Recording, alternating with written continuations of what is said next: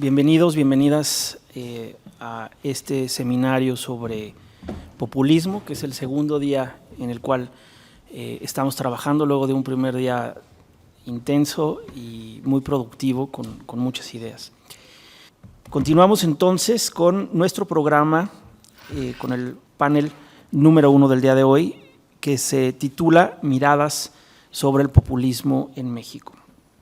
Y bueno, para ello contamos con la presencia del doctor Carlos Barba, del Departamento de Estudios Sociourbanos de la Universidad de Guadalajara, quien va a presentar el texto La política social de la Cuarta Transformación, una ruptura populista. También vamos a tener a Jaime Preciado, de la Universidad de Guadalajara y Calas, quien va a presentar una ponencia sobre los movimientos sociales y el populismo. Y también tenemos al maestro Víctor Hugo Ábrego, del Laboratorio Signa Lab del ITESO, quien presentará la polarización, sus formas y sus contenidos. Así que, bien, iniciamos con el primer trabajo, que es del doctor Carlos Barba Solano. Lo presento brevemente más en extenso. Él trabaja en la Universidad de Guadalajara, es doctor en Ciencias Sociales por esta misma casa de estudios y el CIESAS. Es miembro del Sistema Nacional de Investigadores Nivel 3, ha sido integrante de numerosos comités académicos nacionales e internacionales, entre ellos el Comité Científico de CROP ISC Noruega, Comité Académico Colección La Cuestión Social, Consejo de Evaluación Externa del Colegio de Michoacán, excoordinador y miembro del Grupo Pobreza y Políticas Sociales de Claxo. Profesor invitado en instituciones de investigación nacionales e internacionales, consultor de instituciones internacionales, entre ellas la CEPAL y Eurosocial, conferencista en seminarios nacionales e internacionales, coeditor de una revista indexada. Su campo de investigación principal es la perspectiva comparativa sobre política social, los sistemas de protección social, los regímenes de bienestar, desigualdad y pobreza en América Latina y México. Además, ha encabezado numerosos proyectos y equipos de investigación y ha sido autor, coautor o coordinador de numerosos libros, artículos en revistas arbitradas nacionales e internacionales, capítulos de libros arbitrados, autor y coordinador de informes para instituciones internacionales. Es un placer contar con su presencia, doctor, así que adelante, tiene 20 minutos para presentar su trabajo. Bueno, primero, sí se escucha, ¿verdad? Quisiera agradecer, por supuesto, la invitación que me realizó Alberto y también al ITESO, y ha sido un placer realmente escuchar a los colegas el día de ayer. Y bueno, sin más voy a empezar para aprovechar el tiempo. Para cambiar supongo que con levantar la mano sería suficiente, perfecto, qué maravilla. Las preguntas rectoras de este trabajo pues son dos. ¿Hasta qué punto la nueva política social que se ha ido configurando a partir de 2010, que han sido calificados como neoliberales? Y la segunda pregunta es si es acertado o no definir esta nueva política como populista. Para responder esa pregunta, la perspectiva general que voy a adoptar es la perspectiva de los regímenes de historicidad, en este caso de la política social de la Cuarta Transformación, y eso implica utilizar de manera entrelazada una cosa que yo llamo una malla conceptual, porque implica una perspectiva historiográfica, otra sociológica y finalmente una sociopolítica que tiene que ver con el tema fundamental de esta reunión. La perspectiva historiográfica básicamente utiliza un concepto elaborado por François Artaud, quien básicamente concibe esto como una herramienta heurística para dar cuentas de distintas formas de articulación entre pasado, presente y futuro. Esa es la idea fundamental. Y para eso Artaud utiliza dos conceptos que propuso Koselleck. Uno de ellos es espacio de experiencia y el otro el horizonte de expectativas. El primero se refiere a un pasado que condiciona el presente y el de las expectativas se refiere a los horizontes que los actores construyen para el futuro. La idea básica es que no cualquier futuro es posible, eso es importante, y que con mucha frecuencia las expectativas de los actores no corresponden a lo que realmente es posible. La que sigue, la perspectiva sociológica se empata un poco con esto. Hay un concepto que viene del institucionalismo histórico, que es el de path dependence, y que básicamente lo que plantea es que las trayectorias institucionales que son históricas, condicionan las prácticas y cualquier posibilidad de cambio social. Entonces, no cualquier cosa puede ocurrir porque hay un pasado previo. Está también el concepto de coyunturas críticas, en el sentido de que un legado institucional puede ser puesto en entredicho porque deja de ser funcional para lo que fue creado, y en ese sentido hay un espacio para la intervención de actores que tienen esta idea de que hay un cambio simbólico donde se discuten lo que es una buena sociedad por distintos actores, y eso es fundamental en este concepto de horizontes, de expectativas, para horizontes de que fue abordado de manera brillante ayer por varios de los que están en esa mesa, y no quisiera tener que repetir todo esto porque ya lo discutimos. Solamente quisiera señalar, la próxima por favor, cómo ha sido usado políticas económica y social. Y ahí básicamente la tendencia durante algunas etapas del siglo XX y todavía a principios del siglo XXI es referirse a procesos de subpolítica. Y bueno, siempre está esta idea que, por ejemplo, la crítica que hizo en su momento el consenso de Washington al modelo Easy, que en algunos sentidos era bastante injustificada, en el sentido de que los gobiernos, las políticas, los modelos económicos a veces destinan fondos excesivos, gastan más de lo que tienen para proyectos que son poco productivos económicamente, sin prestar atención a un déficit fiscal creciente, a una balanza de pagos que no se tiene en cuenta, y en el fondo hay como esta idea de que es una aplicación irresponsable de estas políticas con fines básicamente de legitimidad. La que sigue, por favor.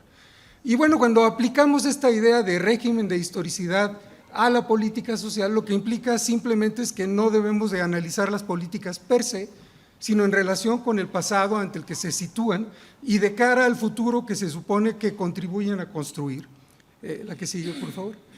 En este caso, aunque habría que referirse a lo que pasó en el modelo Easy, pero no hay tiempo para eso, la liberalización, lo que ocurrió en el espacio de experiencia más reciente fue este proceso de liberalización económica y también liberalización social, solo lo social.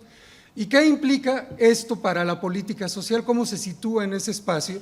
Pues se subordina y se acota a una agenda económica en la que sigue, y la liberalización del régimen de acumulación implica una ruptura con un modelo industrial centrado en el mercado interno, y en el caso de México, no en el de otros países de América, paso a una economía industrial altamente exportadora con importantes matices agroindustriales y extractivistas, pero muy dependiente. En la que sigue.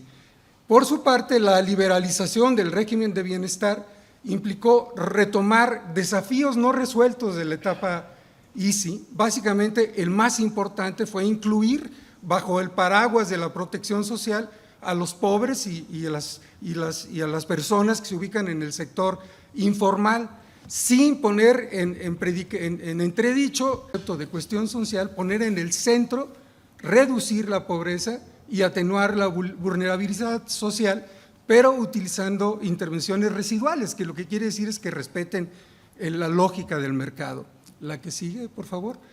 Las reformas que ocurrieron a lo largo, sobre todo de las dos décadas, en la etapa de industrialización, el tema central era el tema salarial y las protecciones para los que tenían empleos formales, porque eso era un elemento fundamental de legitimidad del Estado.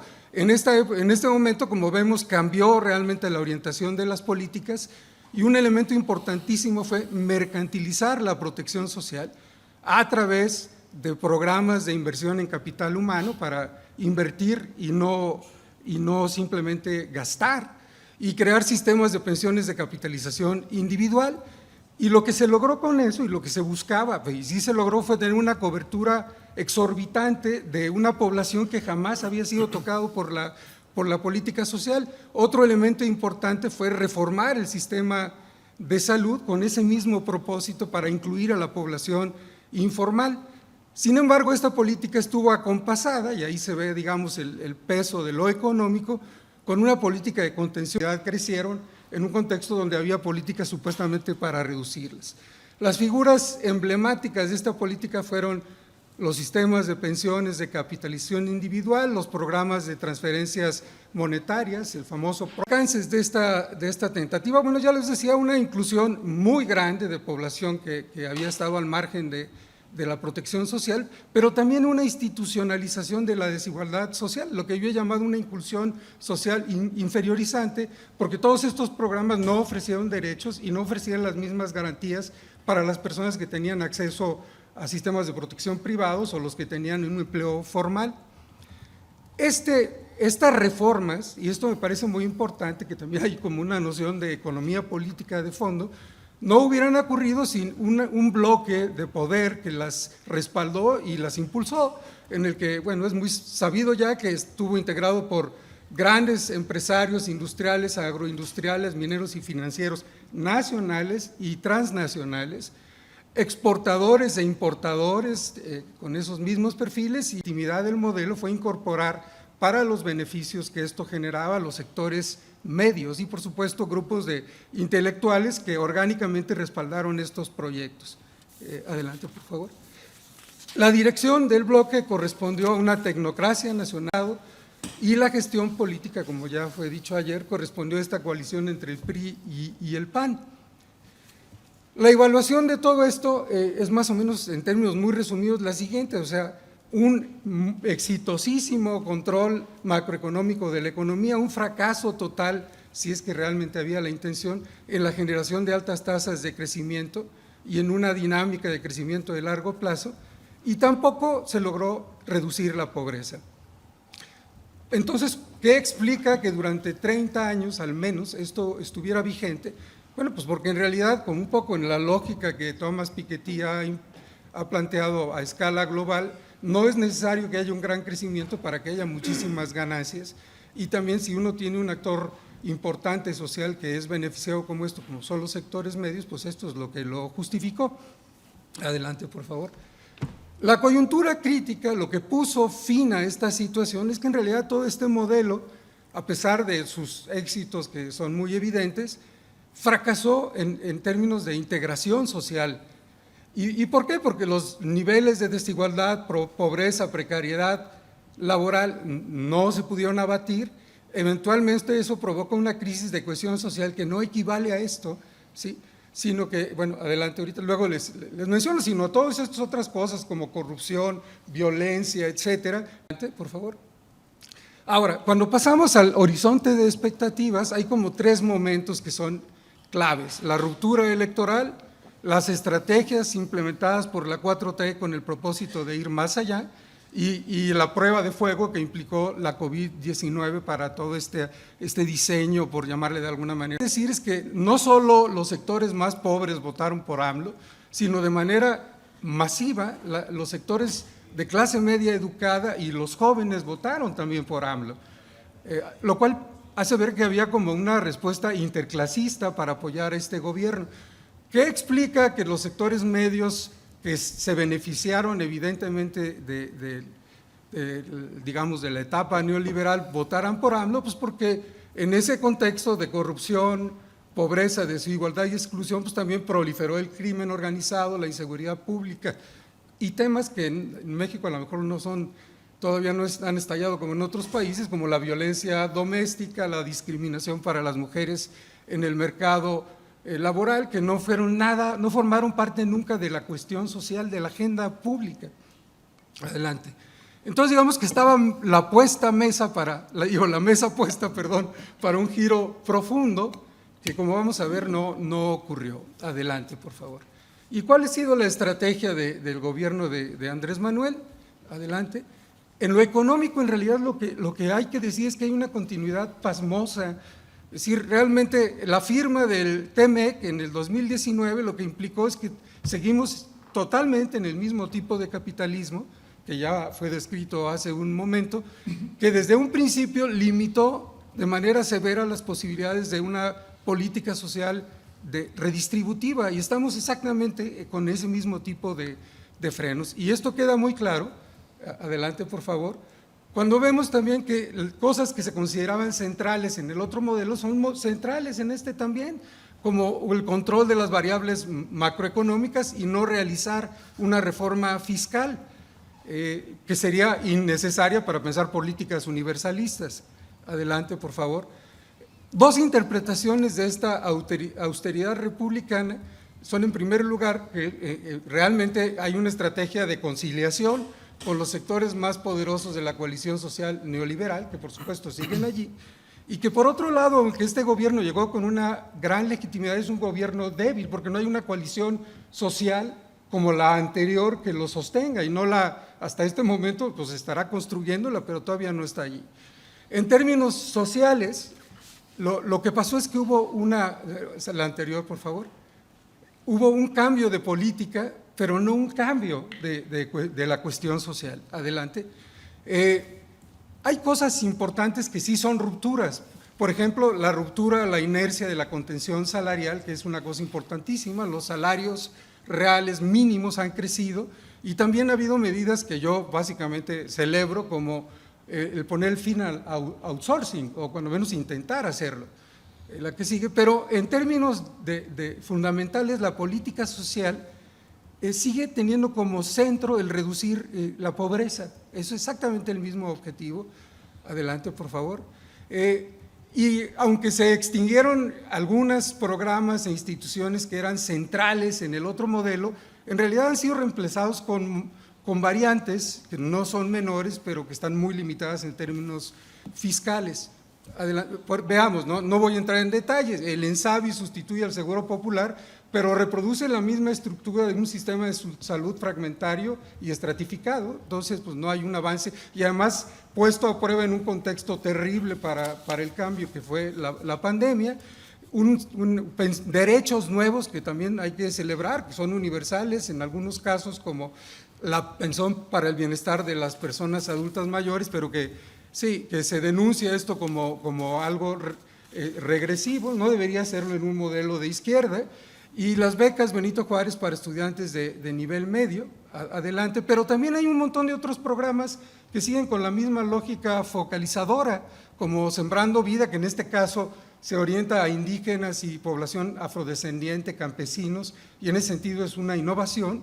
Pero Jóvenes Construyendo el Futuro, Jóvenes Escribiendo el Futuro, las becas Benito Juárez para educación básica, en realidad tienen, digámoslo así, la misma clientela que tenía Progresa, pero ha sido criticada porque Progresa lo hacía mejor, ¿verdad?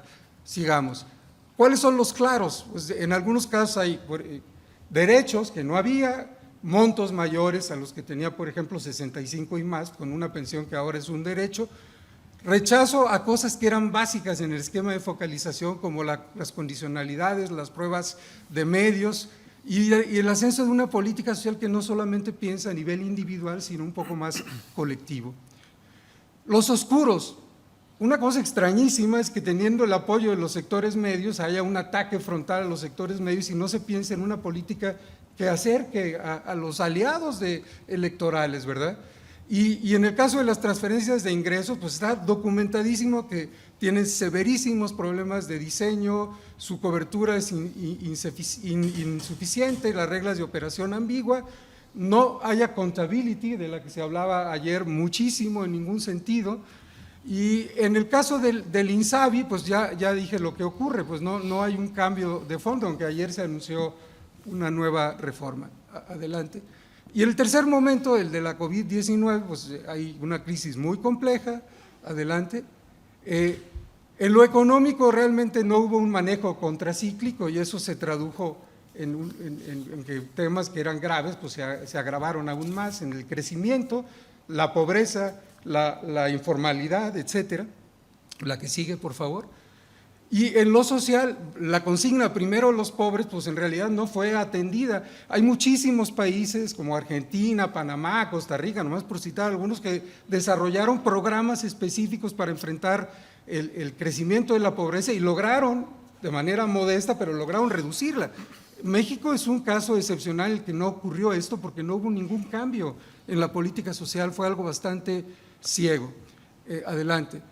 ¿Cuál es el balance preliminar del régimen de historicidad de la 4T? Pues unas grietas muy grandes respecto a las expectativas y a lo que ocurre. Y un elemento clave tiene que ver con este asunto de la austeridad republicana, que condiciona a seguir teniendo el mismo tipo de políticas que teníamos en el periodo previo adelante. Y no hay una redefinición de la cuestión social. Lo que hay es un fortalecimiento del rol asistencialista del Estado, pero no el desarrollo de una estructura, de un estado de bienestar, ¿verdad? Adelante. Entonces, en lo económico, lo que se prefigura, pues es una inercia de bajo crecimiento en la que tenemos 30 y tantos años, y en lo social, pues sin una reforma fiscal, pues más o menos desigualdad social y pobreza. Adelante. Entonces, en síntesis, pues es muy poco probable que si no hay cambios, porque hay que decir que puede haber cambios, como están las cosas, pues en realidad no pasaría nada. Y el tema ya final, y voy muy rápido, si no sé si… 2 minutos. Es el de la ruptura populista. Adelante, por favor.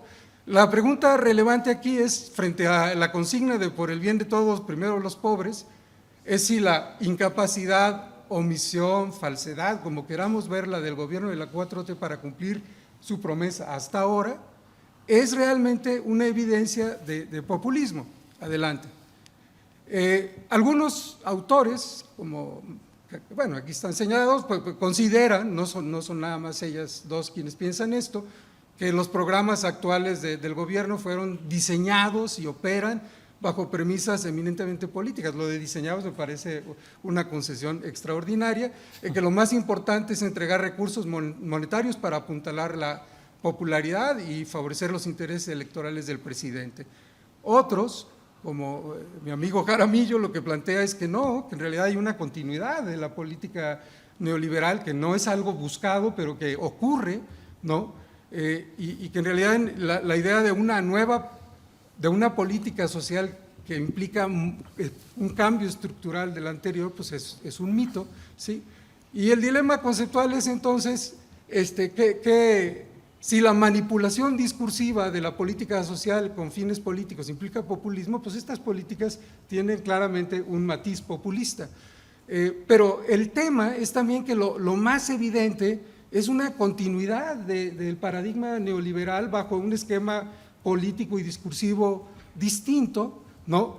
Que tiene todos estos problemas que ya mencioné, y algo que me parece muy importante a la luz de lo que se mencionaba ayer, me parece muy importante para lo que mencionabas también tú, es decir, realmente en un contexto estructural fue posible que hubiera un manejo eficiente, tecnocrático de todos estos asuntos. Digamos, la estructura de riesgos no ha cambiado y solamente que no hay una tecnocracia equivalente a la que existía, y no hubo un reemplazo, ni ha habido en ese sentido un reemplazo que permita pensar en ir un más allá. Y finalmente, ya con esto termino, sería preguntarse qué pesa más, si la consigna de poner primero a los pobres, que básicamente se revela como algo muy discursivo, o las consignas de austeridad republicana, pobreza franciscana, que en realidad son la limitación fundamental para que la política social no pueda ser universalista y no pueda apostar a algo distinto. Hay como un freno tomado desde el principio. Y bueno, creo que no me pasé mucho. Muchas gracias. Muchas gracias, Carlos. Con Jaime Antonio Preciado Coronado, lo presento en extenso. Él es profesor investigador en la Universidad de Guadalajara, en el Departamento de Estudios Ibéricos y Latinoamericanos. Es integrante desde 1992 del Sistema Nacional de Investigadores, actualmente es nivel 3.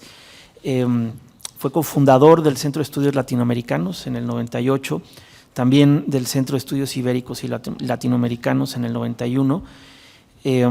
Fue jefe del Departamento de Estudios Políticos del 2010 al 2016, coordinador del doctorado en Ciencia Política del Centro Universitario de Ciencias Sociales y Humanidades, esto fue del 13 al 21, participa en el Cuerpo Académico Consolidado sobre Integración Democrática y Gobernabilidad en América Latina y el Caribe, coordinador de la Red de Investigación sobre la Integración Latinoamericana y Caribeña desde 2008 hasta la fecha.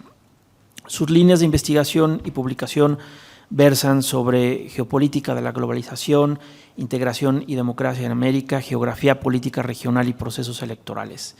Es cofundador de la revista Geopolíticas, Estudios sobre Espacio y Poder de la Universidad Complutense de Madrid, en España, codirector de la revista Espiral, Estudios de Estado y Sociedad, y actualmente es fellow del Centro María Sibila Merian de Estudios Latinoamericanos Avanzados, Calas. Y bueno, también un profesor muy cercano al ITESO.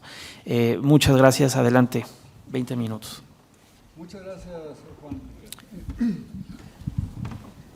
Sí, muchas gracias, Juan, y muchas gracias a Alberto y al ITESO por la invitación. Un gusto estar con quienes le piensan a fondo a todo esto que estamos viviendo y con estos temas tan pertinentes. Quiero también agradecer a Esmeralda Gordillo y a Tomás García que me han venido ayudando con este trabajo. Lo que voy a presentar es como una síntesis de algo que estoy preparando como ponencia formal, pero ahora quiero comunicar así como un poco el guión, las ideas, tal cual, ¿no? Entonces, bueno, están sujetas a la roedora crítica de los jitomates. Aquí está el título. Entonces, los regímenes populistas tienen su base social de apoyo en movimientos electorales que le dan soporte a la democracia política, Modonesi, pero enfrentan relaciones contradictorias con aquellos movimientos sociales que se proponen radicalizar la democracia en todas sus dimensiones: social, económica, política, cultural, civilizatoria, biopolítica.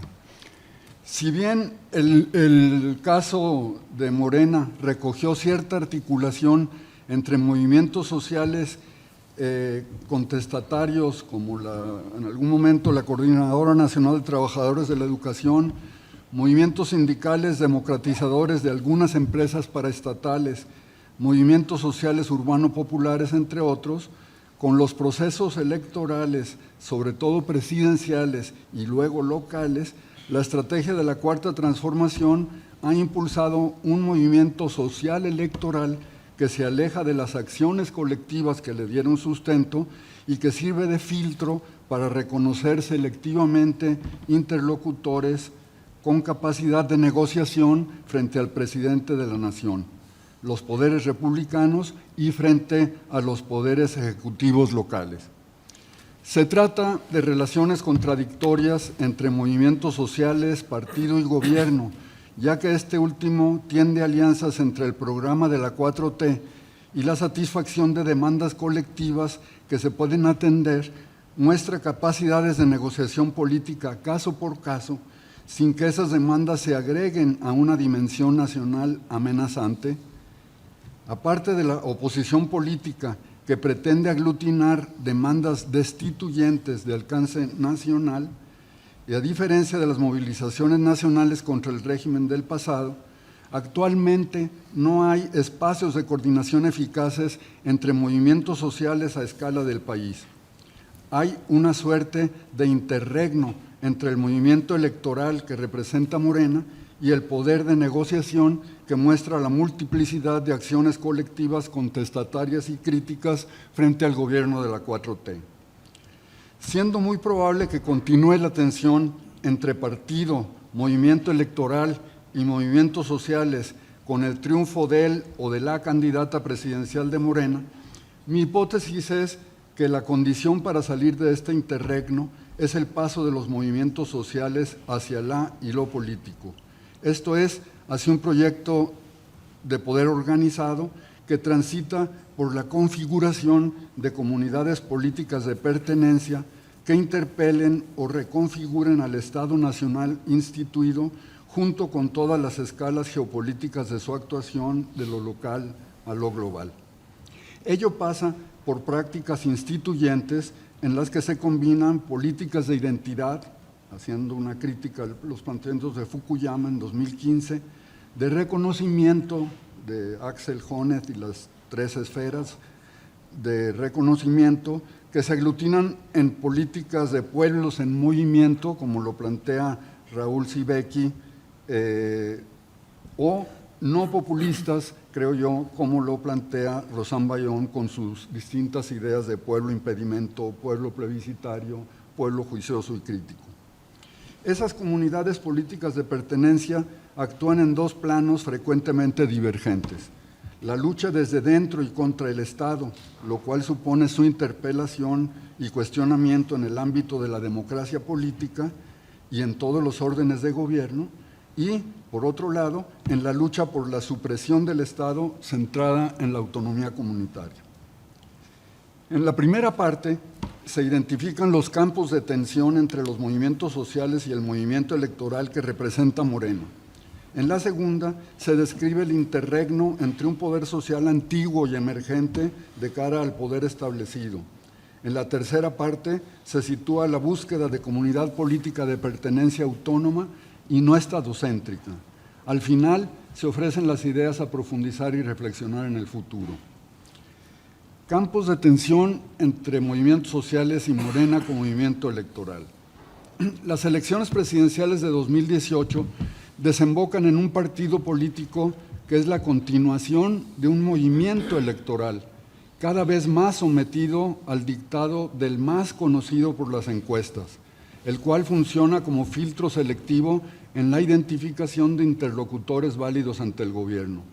Algunos de esos nodos problemáticos son la operación política de la reforma energética mediante el apoyo de fracciones o de sindicatos ligados con las empresas paraestatales que son estratégicas para el proyecto de la 4T, tales como Pemex, Comisión Federal de Electricidad, Luz y Fuerza del Centro, liquidada por el gobierno de Calderón, pero ahora a cuyos trabajadores se pagan las pensiones no reconocidas. El gobierno contribuye a la soberanía energética cancelando las concesiones mineras durante su mandato, el reforzamiento de las hidroeléctricas y la nacionalización del litio. Negociaciones caso por caso en demandas detonadas por el patrón neoextractivista. Avanzan consideraciones del agua como bien público, clausura de concesiones de agua en el norte del país, se concede clausurar o modificar represas ante demandas organizadas, aquí lo tenemos muy cerca con el caso de la presa del Zapotillo en Jalisco, se refuerza la estrategia de soberanía alimentaria mediante la prohibición del uso de glifosato, además de recursos biogenéticos en el caso del maíz. En el campo agroforestal se internacionaliza el programa Sembrando Vida, al que ya se refirió Carlos, donde la producción campesina aparece como alternativa al agribusiness. Ante la judicialización de los megaproyectos de la 4T, el aeropuerto internacional, el Tren Maya, la refinería de Dos Bocas, se cancelan negociaciones con grupos afectados, estén o no vinculados con la oposición política promotora de amparos colectivos contra esas obras. Militarización de la seguridad pública en el combate al crimen organizado, sin escucha auténtica de grupos y movimientos contra la violencia, la desaparición forzada de personas, el incremento de feminicidios, el asesinato de periodistas. Se desestiman las negociaciones con grupos organizados y movilizados en torno de los derechos humanos, movimientos feministas y de periodistas. Tendencia al monopolio de la lucha contra la corrupción, la transparencia y rendición de cuentas. Son asuntos de Estado y no de la sociedad civil. El gobierno federal es refractario frente al mundo de las organizaciones no gubernamentales que actúan en esos campos de interés público. Falta de escucha y diálogo con los organismos de la sociedad civil ante críticas al mercado, como ya se mostró, con la continuidad del patrón neoliberal. La política social se acota a transferencias monetarias que no fortalecen derechos de ciudadanía, ya lo dijo Carlos muy bien, y subrayo un trabajo reciente de Jaramillo, al que te referiste, en donde se muestra incluso un carácter regresivo de la política social en las políticas redistributivas, cuya operación política está a cargo además de los y las servidores de la nación. En este ámbito no hay movimientos sociopolíticos a escala nacional que impugnen o propongan otra orientación de la política social, lo que sí existe en el plano académico.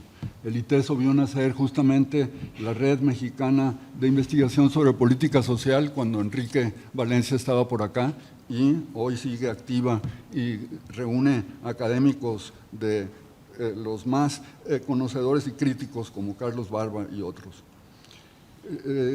Gerencia funcional de la inserción de México al mercado mundial. Los cuestionamientos organizados al libre comercio, aunque no siempre están respaldados por movimientos sociales nacionales, no encuentran eco en el gobierno federal. Continúan movimientos altermundistas como Mejor sin TLCs o Sin maíz no hay país, cuyas críticas al TEMEC, Tratado México-Estados Unidos-Canadá, o a la actualización del tratado con la Unión Europea no encuentran interlocución. En la Secretaría de Relaciones Exteriores se canceló la oficina encargada de relaciones con organismos de la sociedad civil internacional. La reforma laboral adaptada a las demandas del TEMEC en torno de la libertad sindical aún no rinde sus frutos. Perseveran los controles sindicales corporativos y la operación política gubernamental se asume como árbitro de la contienda. Aunque el sindicalismo independiente y de base católica, Frente Auténtico del Trabajo, FAT y otros movimientos sindicales independientes, dialoga con la secretaria del Trabajo, María Luisa Alcalde, no tiene vínculos con la Secretaría de Economía, Tatiana Cloutier, donde predomina la voz empresarial. Y aquí retomo un aspecto que me parece importante de ir tomando en cuenta de algunos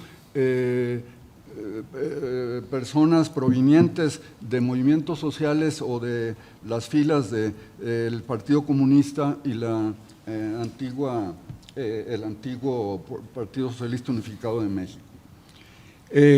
Los movimientos sociales en el interregno del poder, segundo aspecto. Aunque existe una amplia gama de convergencia y de coordinación nacional e incluso global entre las demandas temáticas o sectoriales de los movimientos sociales, ello no se cristaliza en un programa político antisistémico.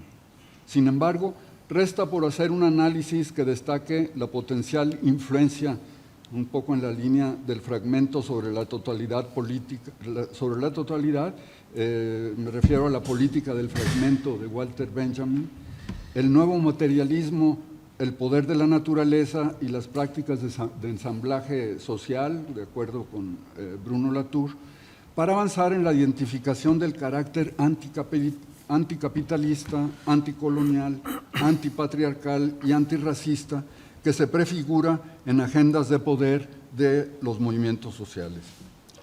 El gobierno de la 4T no enfrenta estallidos sociales relativos a los programas de austeridad impuestos por la Trinidad del Maldesarrollo, como la llama Walden Bello, a la FMI, Banco Mundial, Organización Mundial del Comercio.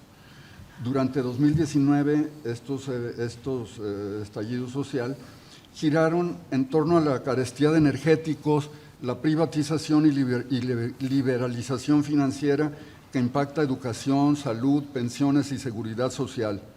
Tampoco se ve afectado por movimientos sociales altermundistas que actúan alrededor de la deuda externa como Jubileo 2000 o ATAC, ni fue afectado por movimientos antisistémicos u opositores políticos durante la pandemia, salvo la Marcha Nacional de Frena, el Frente anti-AMLO, no hubo ninguna otra movilización nacional considerable. La agenda global ambiental, biodiversidad, sustentabilidad, contaminación, lucha por el agua, contra el impacto minero, las represas e incluso contra el mal uso de las energías renovables, en la lucha por justicia socioambiental, como lo plantea Martínez Alier, en esto que vemos allí, ese atlas de la justicia social, de la justicia ambiental, sigue generando movimientos sociales que actúan al margen y a pesar de Morena. El neoextractivismo, talón de Aquiles de los gobiernos progresistas, es cuestionado por miles de movimientos socioambientales locales que ensamblan sus luchas a escala nacional y global. Muestra de ello son el Tribunal Internacional del Agua, las movilizaciones semanales que se hacen en distintas ciudades de México por Fridays for Future, este movimiento impulsado por Greta Thunberg, o el movimiento Cambiemos el Sistema, no el Clima, que recientemente entregó la demanda de decreto de urgencia climática ante el gobierno federal. Hay una creciente articulación entre movimientos sociales vinculados con la defensa y la promoción de derechos humanos y particularmente en contra de la desaparición forzada de personas. los feminicidios, la violencia contra las mujeres, que recoge continuidades, pero sobre todo que innova en el terreno del ensamblaje social organizado. Ante el desdibujo del movimiento de paz con justicia y dignidad que encabezara el poeta Javier Sicilia, o las Damas de Blanco con Isabel Wallace, o las denuncias de los hermanos Levarón, hay un potente movimiento social que articula demandas dirigidas contra la injusticia y las políticas de seguridad pública del Estado mexicano. Se registran claroscuros en la Comisión de la Verdad sobre los 43 desaparecidos de Ayotzinapa, pero el movimiento que detonó este crimen de Estado seguirá politizando la crítica al Estado punitivo, vacante, a través de la movilización social organizada. Un tema desafiante en torno de las redes sociales con movimientos sociales virtuales se refiere a la estigmatización y persecución de periodistas, estudiosos de la comunicación política y organismos activistas en pro del derecho a la información, como es el caso de Artículo 19 y Signa Lab, donde extrañamos y le mandamos un gran saludo a Rosana Reguillo. Los movimientos feministas expresan una de las principales dificultades del gobierno de la 4T para procesar las demandas provenientes de movimientos sociales autónomos. Si bien el feminismo mundial se configura por múltiples y muy heterogéneas posiciones políticas, Morena y el gobierno de la 4T no procesan institucionalmente las demandas relativas a la agenda antipatriarcal enarbolada. La expresión más desafiante para comprender sentidos y alcances políticos de los nuevos movimientos sociales, como lo entiende el Laboratorio de Análisis de Organizaciones y Movimientos Sociales, Geoffrey Players, se muestra en las caravanas migratorias. Hipotéticamente, el estallido social único, más difícil de procesar por el gobierno de AMLO, relaciones con Estados Unidos, ciudadanías transnacionales, sacudimiento de derechos humanos, contención político-militar de las migraciones, política de cooperación internacional, entre otros aspectos, son confrontados por organismos sociales efímeros que interpelan poderes locales y transnacionales con mediaciones políticas diversas. Y ya entro a la última parte, me voy a ir un poco más rápido. En el mundo perseveran diferentes estallidos sociales que responden a agendas críticas del capitalismo financierizado, de la economía digital, de la inteligencia artificial, la computación cuántica, que sostienen al capitalismo de plataformas, como lo plantea Robert Boyer, al complejo químico, farmacéutico y militar industrial que implica la rematerialización de la economía y su correlato, el despojo neoextractivista. Más allá de la evidente politización de cualquier movimiento social, está el impacto de la guerra de Ucrania sobre la transición energética, la circulación y producción de alimentos, las cadenas globales de suministro, particularmente los microprocesadores, los desplazamientos forzados internos y externos de población, todo lo cual aviva el debate entre autoritarismo y democracia.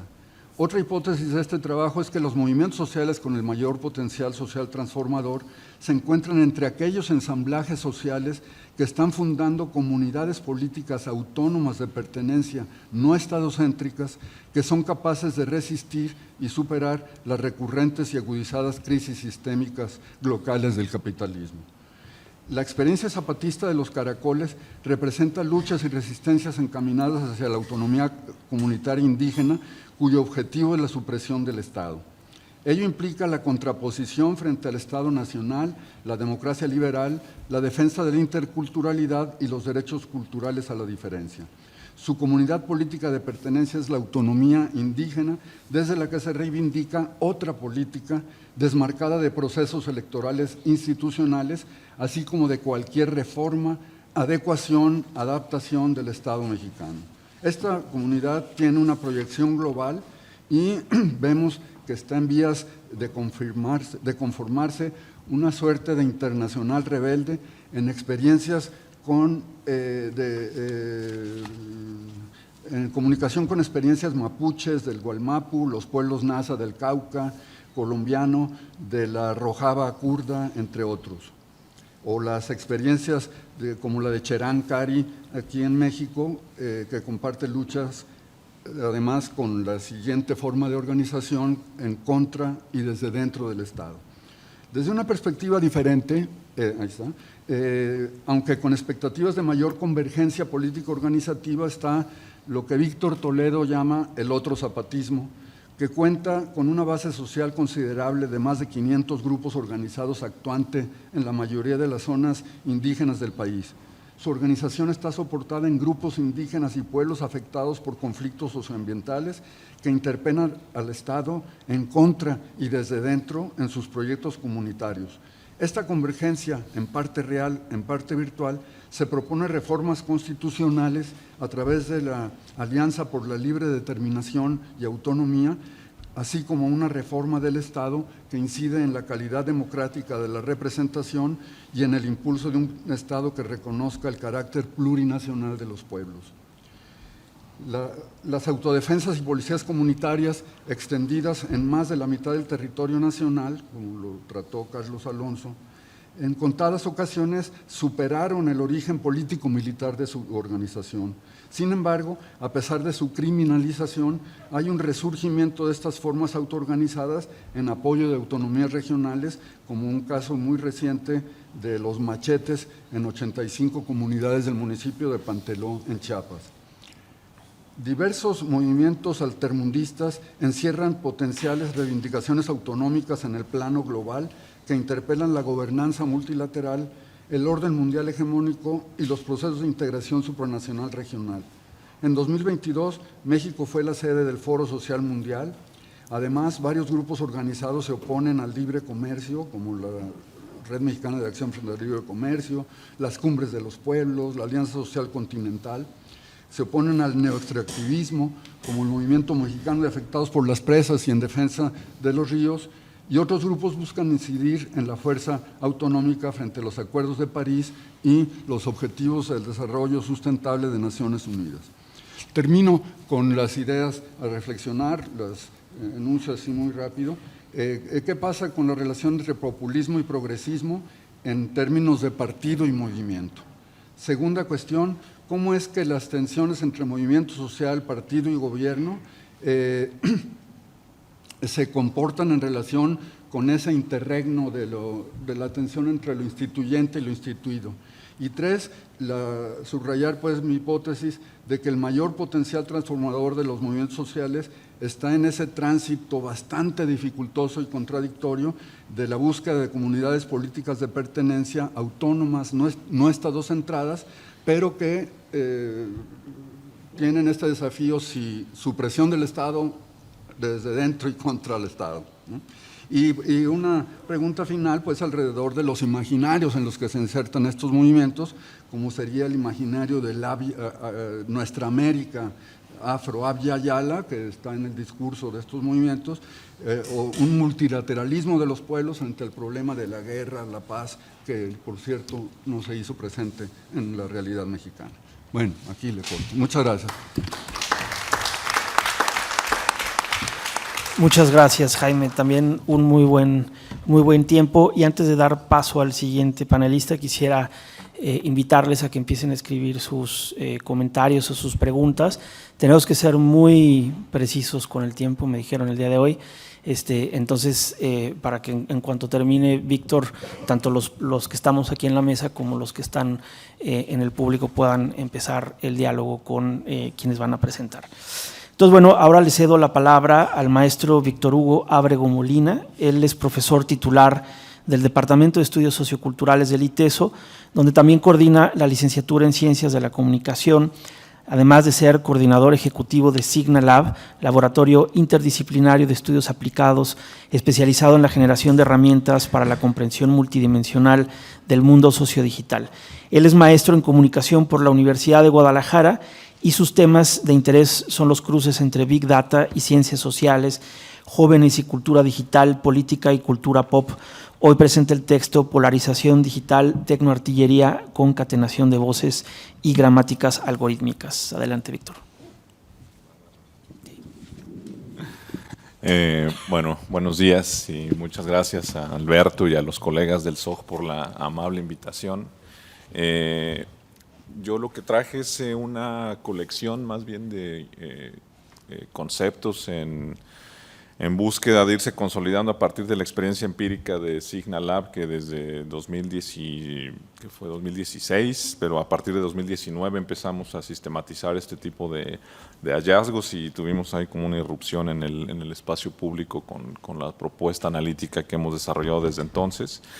Entonces, bueno, la intención en el marco de este análisis sobre la pertinencia o no del populismo y específicamente de la polarización como estrategia de esa forma de gobierno es tratar de explicar y conceptualizar estrategias, efectos y actores afectados por la polarización. Entonces, si quieren, vamos primero con la siguiente, exacto, ¿no? El punto de partida es este asunto, ¿no? De que en la medida en que cada vez más nuestro consumo informativo está siendo condicionado y viene de espacios digitales, hay una lectura acrítica que tiende a pensar que pues, lo que aparece en los algoritmos de motores de búsqueda o de líneas o de páginas de inicio de redes sociodigitales es únicamente lo que configura las nuevas maneras de construir agenda y encuadre, es decir, la relevancia de los acontecimientos en la era digital. Y que en esa medida estamos ahora sometidos o bajo los dominios de esos algoritmos, ¿no? La propuesta ¿podemos ir a la siguiente, por favor?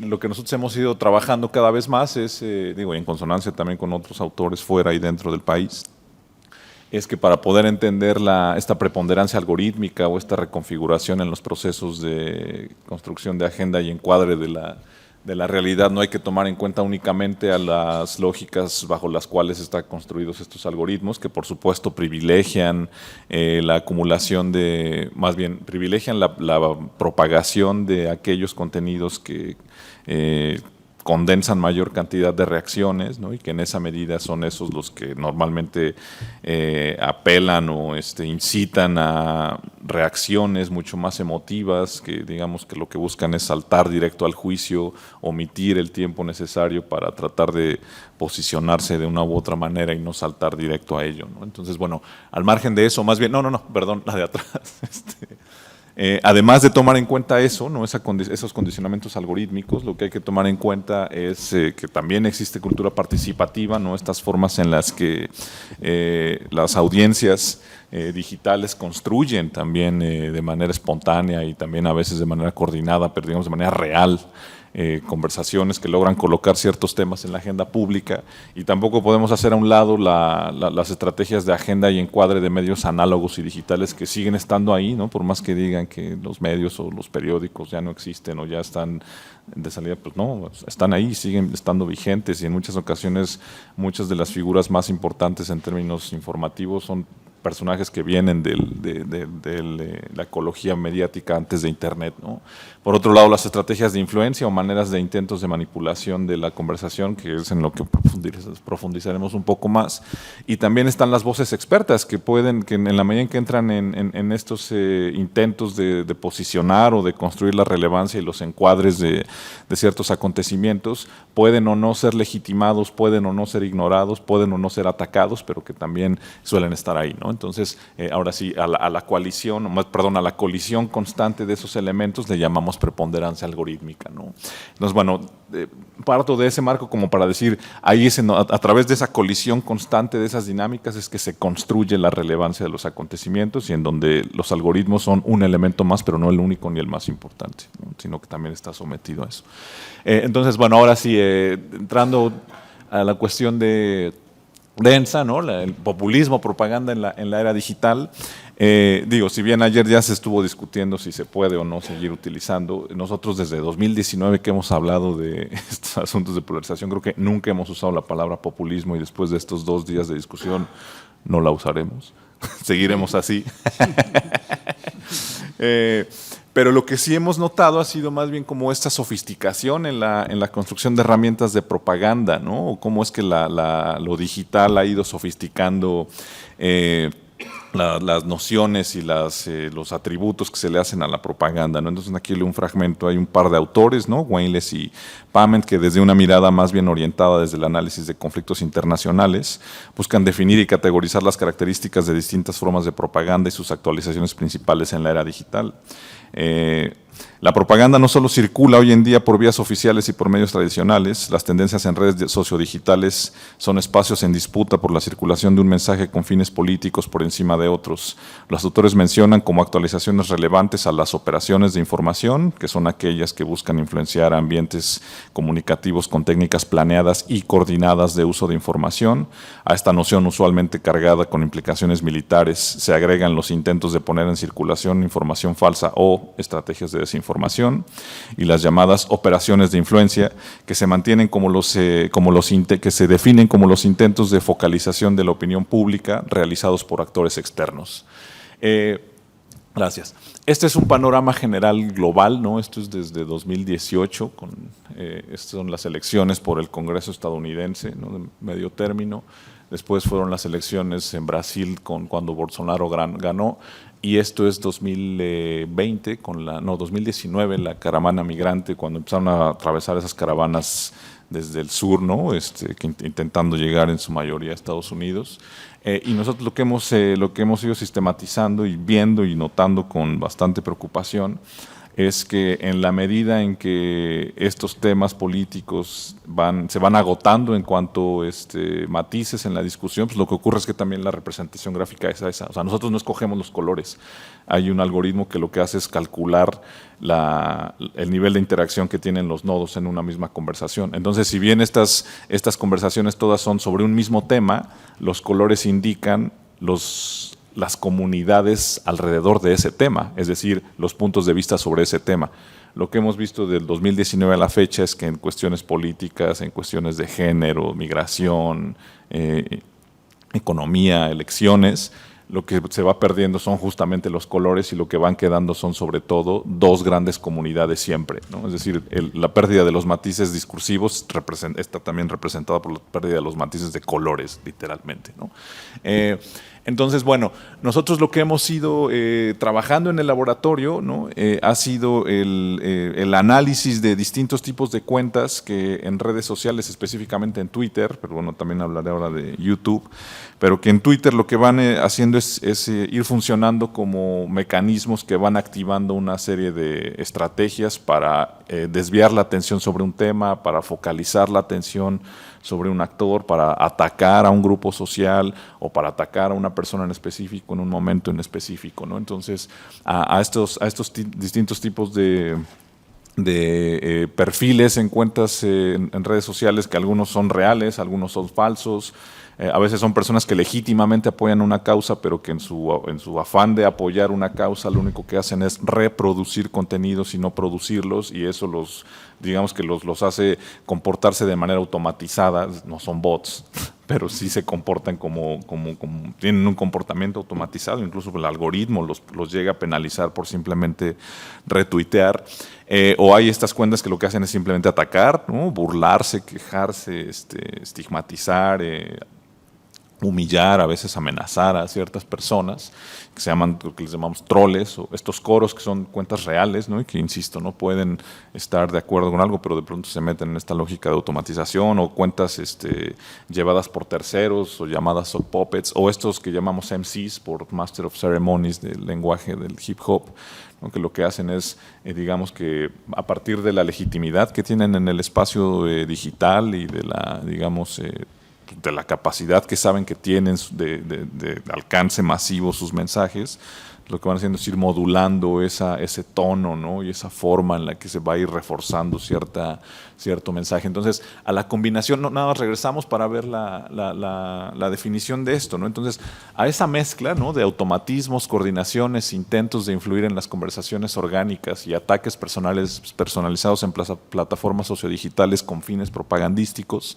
las hemos nombrado como tecnoartillería política, ¿no? El objetivo de estas estrategias de tecnoartillería es manipular la conversación digital e intentar construir agenda y encuadres de los acontecimientos a favor o en contra de un grupo político en un contexto específico, ¿no? Ahora sí, la siguiente.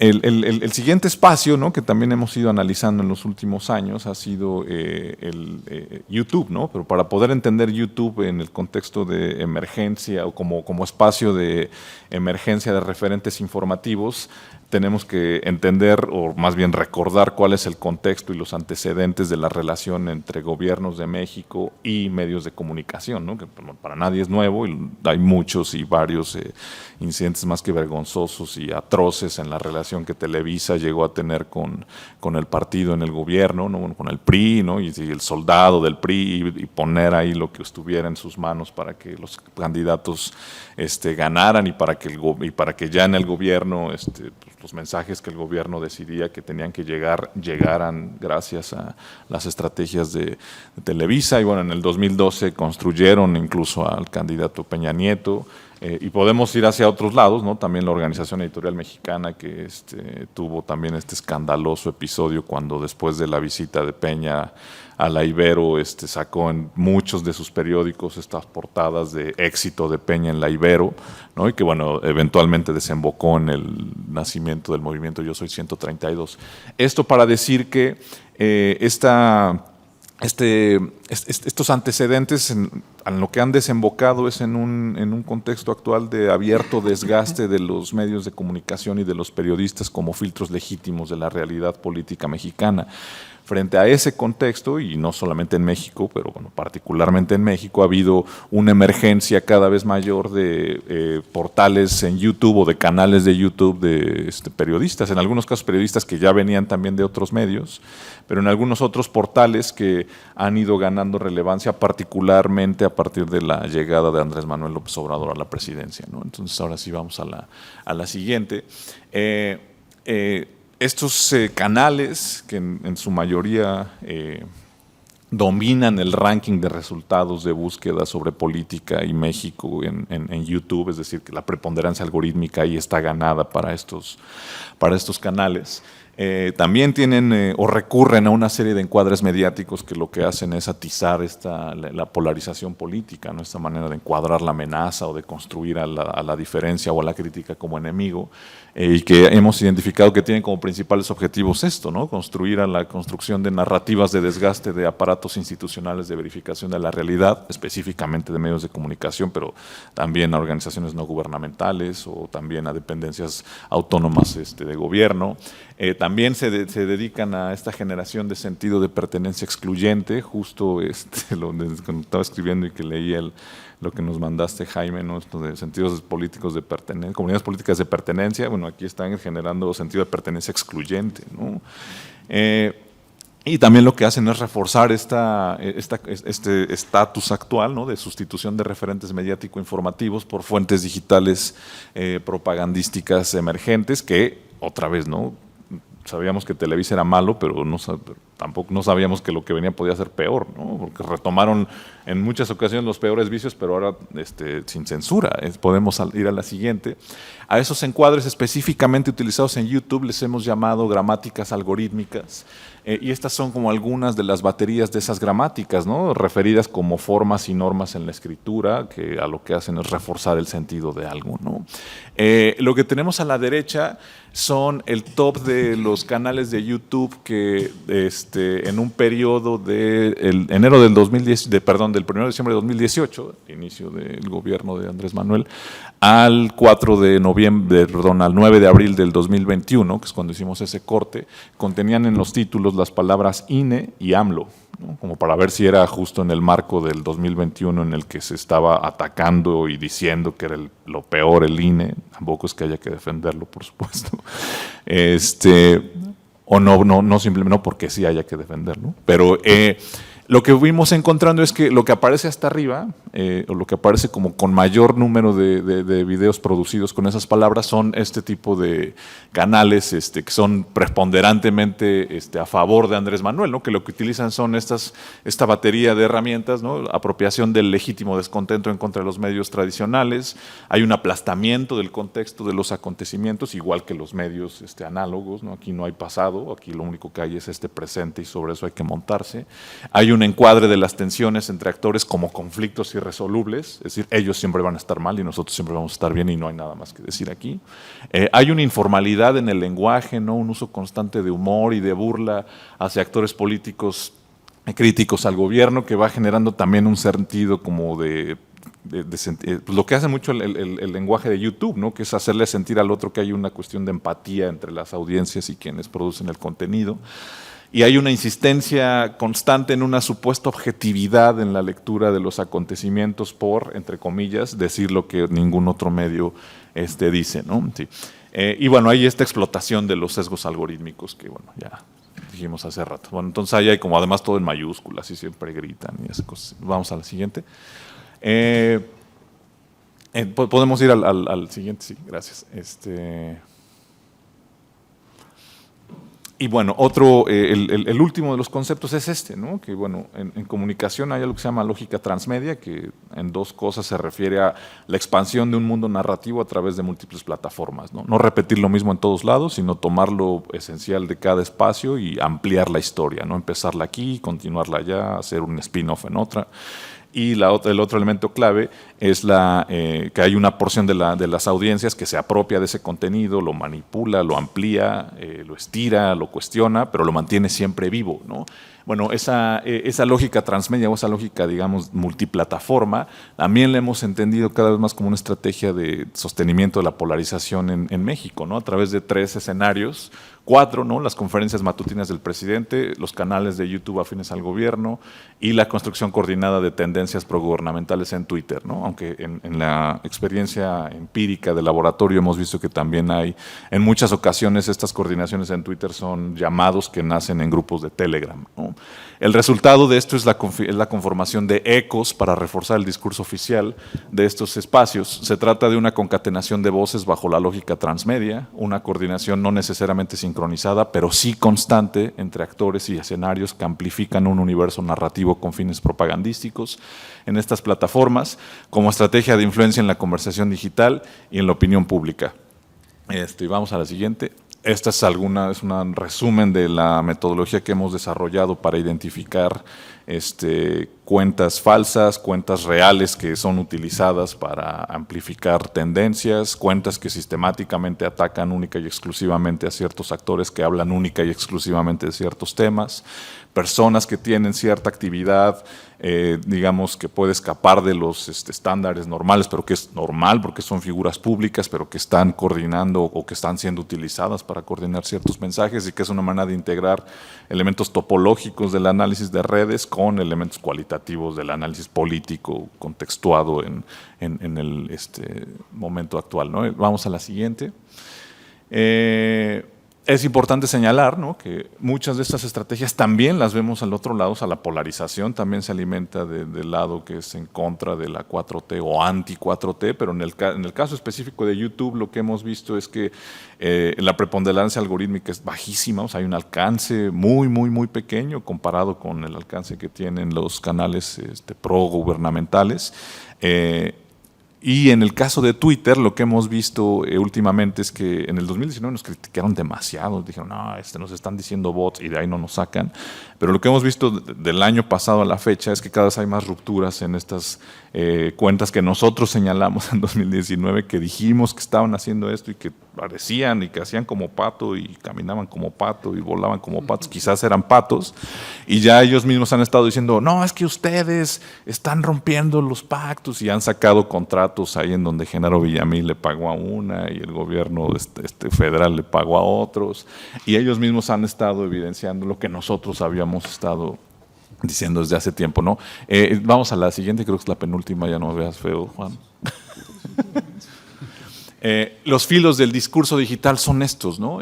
Hablamos de 3: discurso peligroso, discurso racista, discurso de violencia digital de género, como para que vayamos entendiendo que también al margen, o más bien conforme se ha ido sofisticando ese tipo de ataques, también han ido apareciendo distintos estudios que intentan ver cuál es el nivel de daño que pueden infligir a qué grupos en específico cierto tipo de ataques, ¿no? Entonces, bueno, ya no me va a dar tiempo de definir esas, pero vamos a la siguiente, por favor. En México, más o menos, ¿no? Algunos de los efectos y grupos sociales afectados por este tipo de discursos, y no necesariamente por esos, pero que sí atizan y polarizan y digamos que construyen a la diferencia como amenaza y como enemigo, son entre otros son eso, ¿no? Generan una permisividad que en muchos casos viene desde espacios gubernamentales, elevan el riesgo y la vulnerabilidad, sobre todo para periodistas y personas defensoras de derechos humanos. Hay un desvío constante de la atención sobre temas que son relevantes y que se termina hablando de otras cosas, y en esa misma medida quienes suelen colocar algún tema que ponga en duda o en tela de juicio alguna decisión tomada por el presidente o que avale las decisiones del presidente, en vez de ser tomada en cuenta, más bien se convierten en el blanco de en el blanco para los ataques, ¿no? Los principales actores que se suelen, digamos, estigmatizar o señalar bajo este tipo de dinámicas en redes son periodistas, ONGs, dependencias autónomas de gobierno, universidades, movimientos sociales, específicamente feminismos y disidencias sexogenéricas, aunque también hay algunos casos en donde familiares pertenecientes a colectivos de búsqueda de personas desaparecidas también. Y creo que la siguiente es la última. Estos son dos ejemplos, ¿no? Son como algunas de las palabras que les llaman a las mujeres en las movilizaciones del 8M, cuéntase que siguen y que defienden fervientemente al presidente, ¿no? Fake ministas, feminazis, no me representan, vándalas feministas. Y este es un acercamiento a una nube de algunas de los ataques ejercidos en contra de prensa cuando han cuestionado en las conferencias matutinas al presidente, ¿no? Y creo que es ahí. Las siguientes son las gracias, creo, ¿no? Sí, gracias.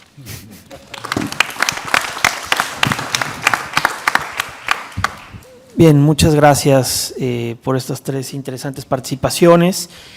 Y bueno, vemos en este caso que fue, digamos, un análisis sobre lo que está ocurriendo actualmente en México desde una perspectiva económica, también una perspectiva de los movimientos sociales y también una perspectiva de la comunicación pública y gubernamental, ¿no? Entonces, creo que se puede armar una buena discusión en torno a lo mejor traer un poco también el tema del seminario en general, que es el populismo, es decir, ¿qué se puede decir del populismo frente a lo que se presentaron, ¿no? Me llama mucho la atención, por ejemplo, en el texto de Carlos, no sé si pudieras al final tomar una postura más, a la hora de leer tu conclusión, me dio la sensación de que estabas diciendo, bueno, no es un gobierno populista, ¿no? Es decir, probablemente en el discurso sí, pero a la hora de analizar los hechos pareciera que no lo es, ¿no? Y también pensar un poco desde los movimientos sociales, ¿no? Es decir, cómo podríamos también hacer esa conclusión en términos de lectura de esto, cómo se relaciona con el populismo. Y por supuesto también con la comunicación pública, ¿no? Es decir, nos decías que no utilizan el concepto de populismo, pero también cómo relacionarlo. Creo que también el concepto de polarización es un concepto que tiene lo que ayer llamaban el estiramiento conceptual, ¿no? Es decir, hay muchísimas formas de polarización y en la literatura de ciencia política y de comunicación pues se abre, ¿no? Entonces, ¿eso cómo encaja teóricamente con el populismo, ¿no? Y aprovecho de una vez para leer las preguntas que ya nos están haciendo desde el público. Hay dos para Jaime. La primera dice, hoy en México el concepto de movimiento se usa desde el gobierno, en lo concreto se vincula al impulso de apoyo del pueblo a los actores. ¿Qué opinas sobre ese uso del concepto de movimiento? Otra más para Jaime Preciado, de Cande Ochoa, dice defender la mercantilización del agua, y está hablando específicamente de Temaca. Supongo que es como un ejemplo que habría que también colocar en términos de la discusión, ¿no? Es decir, de los movimientos, ¿no? Ahorita te paso los papelines. Uno para Carlos Barba, dice, no comentaste dos cosas importantes de la 4T. La no exención de impuestos, hay un distanciamiento de la academia y la política, ejemplo, hablar de deuda para erradicar la pandemia, y esta es una política neoliberal cuando con recursos propios se enfrentó la pandemia. No hay nadie que presente otra visión, entendería del gobierno, por ejemplo, Nacho Román. Y la austeridad pregunta cuál, en qué, en dónde, ¿no? Este es de Cande. Y para Víctor Hugo, y lo pone aquí como Signalab y también desde de Cande, dice: ¿por qué es un problema tener medios alternativos como YouTube, Telegram, etcétera? He manifestado que su laboratorio solo analiza una visión, es decir, es parcial. Su análisis, porque muchos pensamos, incluidos muchos militantes y figuras de la 4T, que no profundizan en quienes promueven esas cuentas, ¿no? Entonces, bueno, aquí están ya los primeros comentarios. No sé si los que están en la mesa quisieran hacer alguna pregunta o algún comentario, o vamos directamente a las respuestas. Bien, adelante. Entonces, te paso Carlos, patín, y para Jaime. Si quieren, en el orden en que presentaron para… Perfecto. Muchas gracias. Bueno, esta cuestión que planteas de definir una postura un poco más firme respecto al tema del populismo. Bueno, yo en general, desde ayer, cuando estábamos discutiendo el tema, me quedó la impresión de que calificar a un régimen como populista es un asunto complejo. Es decir, en realidad yo lo que hice fue hacer una revisión de esta temática en el ámbito de la política social. Y lo que yo encontré allí es que no hay una ruptura con lo que hacían otros. Y yo diría que no hay una ruptura con muchas cosas que se han hecho históricamente en el ámbito de la política social en México. Entonces, bueno, ahí estamos en un dilema en donde cuál es la utilidad del concepto, si te vas a referir a cosas que son, pues es decir, ¿dónde está la ruptura? No hay una ruptura, hay una continuidad en un sentido muy, muy amplio. Sí hay una manipulación política que es muy evidente, que podría claramente calificarse como populista, pero no hay una ruptura con la trayectoria de la política social en los últimos 30, 40 años. Básicamente eso me refería. No estaba calificando al régimen como una totalidad, sino básicamente en ese ámbito.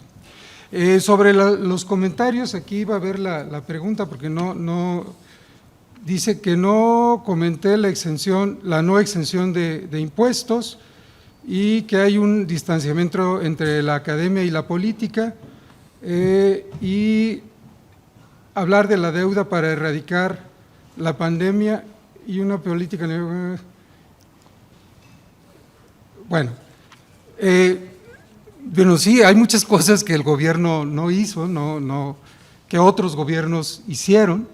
Respecto al distanciamiento de la academia de la política, pues es que eso es muy discutible. Es decir, aquí estamos discutiendo política y tal vez lo que no hay es un involucramiento, no en todos los casos, no como lo hubo, digamos, por ejemplo, alrededor del periodo previo, donde, por ejemplo, pongo el caso de Progresa, Oportunidades, donde se constituyó todo un esquema de interpretación y de defensa del programa, donde participaron muchísimos intelectuales, a los cuales habría que calificar como orgánicos.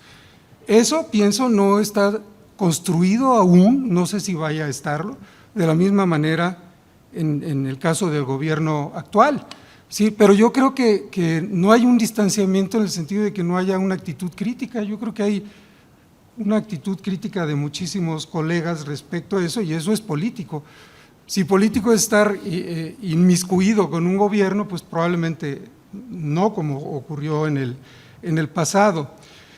Y sobre la pregunta de Cande de la austeridad, ¿en qué y en dónde? Bueno, mira, yo hice una comparación de lo que hizo México en la etapa de COVID con otros países que tienen regímenes de bienestar distintos, pero tienen niveles de ingreso per cápita comparables al de México, y lo que resulta evidente es que, por ejemplo, el ejercicio del gasto social en un contexto crítico fue extremadamente bajo, y uno esperaría una respuesta muy distinta, y yo lo que veo es que, pues, dos cosas. Por un lado, sí, un condicionamiento muy grande en términos de los recursos que se destinan a esto, lo que implica un contraste muy grande entre lo que se propone y lo que se dice y lo que se hace.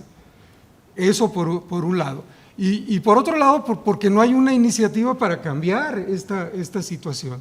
Entonces me refiero básicamente a eso, y ya yo creo que con eso intente responder. Muchas gracias, Carlos. Adelante, Jaime. Bueno, pues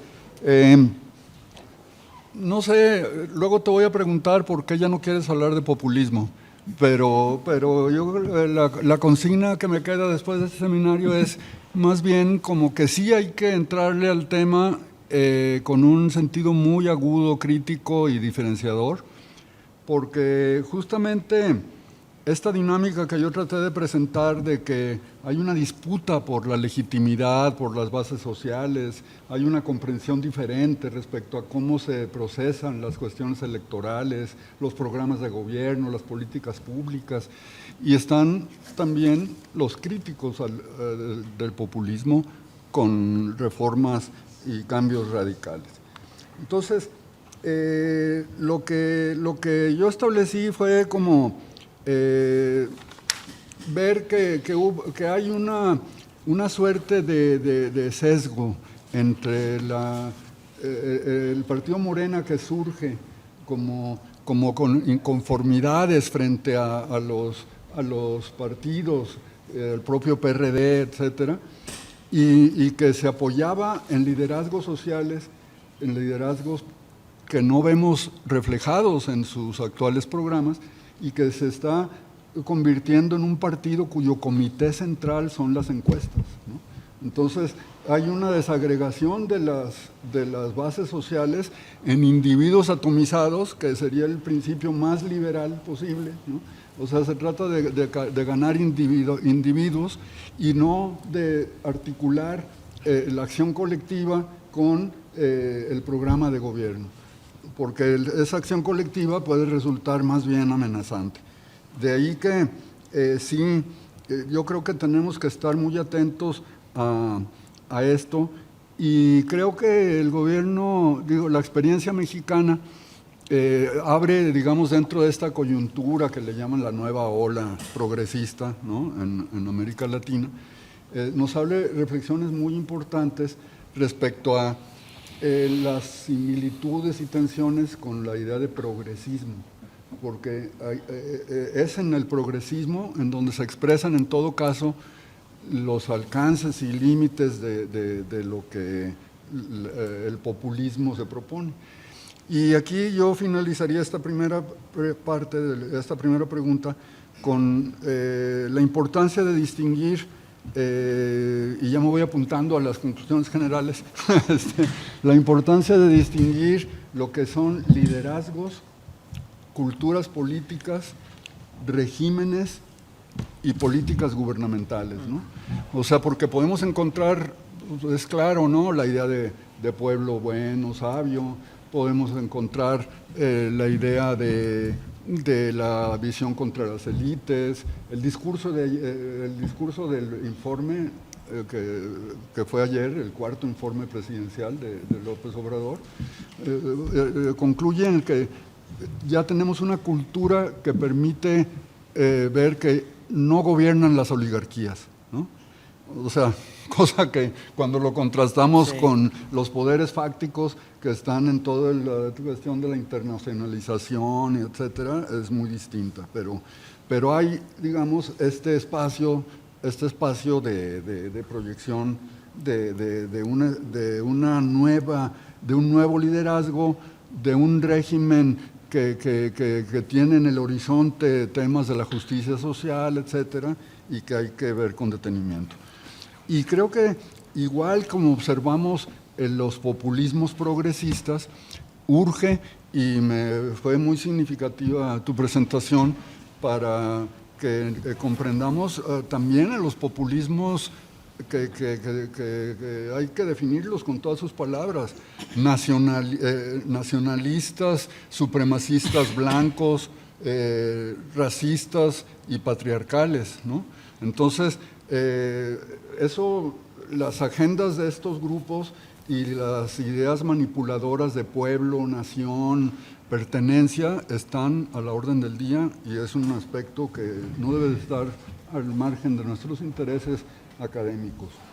Lo que señaló Cande encierra algo que quise transmitir y que es en estas dos formas de búsqueda de comunidades políticas de pertenencia, bueno, con la que está, digamos, más del lado del zapatismo, pues no hay una interfase, ¿no?, que comunique con las políticas de reforma o los logros institucionales. Pero desde otros movimientos sociales sí se está planteando el convertir estas cuestiones, por ejemplo, en el agua como un bien público global, ¿no? Y eso está de alguna manera respaldado en políticas que tiene el gobierno del observador. Y frente a ello, a mí me parece que la actitud política y analítica y estratégica que se tiene que cuidar es no caer en los maximalismos del todo o el nada, ¿no? Y también saber distinguir lo que es en lo que se puede coincidir, en lo que no se puede coincidir.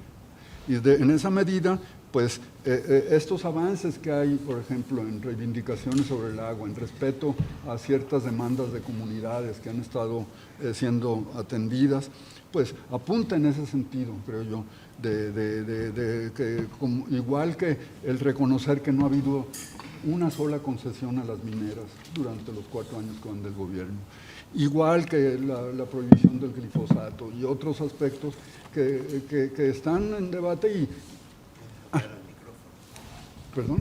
¿Puedes hablar al micrófono? Estoy grabando. Sí, perdón. No, disculpen, la emoción. Sí, o sea, varios aspectos de la política gubernamental, la misma Comisión de la Verdad, que acabamos de ver los resultados, tiene indudablemente aspectos muy importantes para la democratización del país, el reconocimiento de que fue un crimen de Estado, el apresamiento de algunos funcionarios del más alto nivel o la vía de irlos haciendo. En fin, podríamos encontrar como esos nichos, ¿no?, creo yo, y ahí lo que hay que evitar es el maximalismo y la discriminación de lo que sí y lo que no. ¿Perdón? Sí.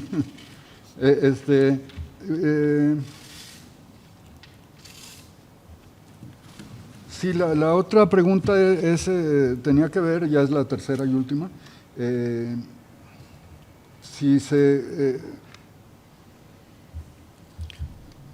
o sea, ¿cómo está la cuestión de la historia? Déjenme revisar que no entendí.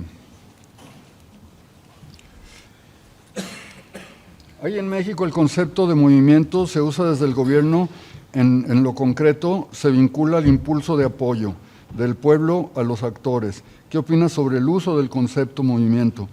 Pues sí, o sea,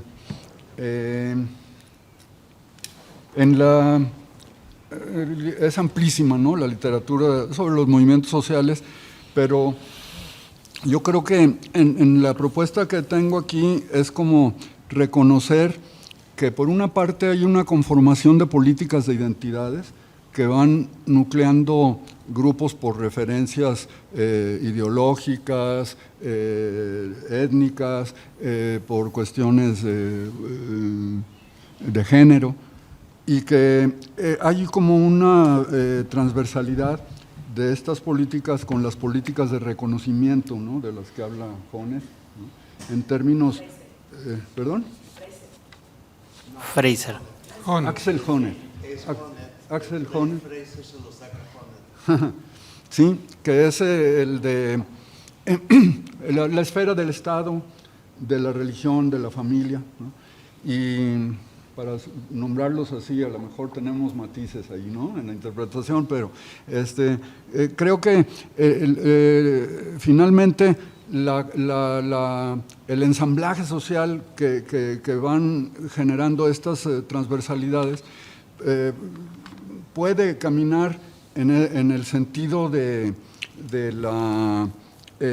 lo que Rosanvallón llama los distintos formas de pueblo, ¿no?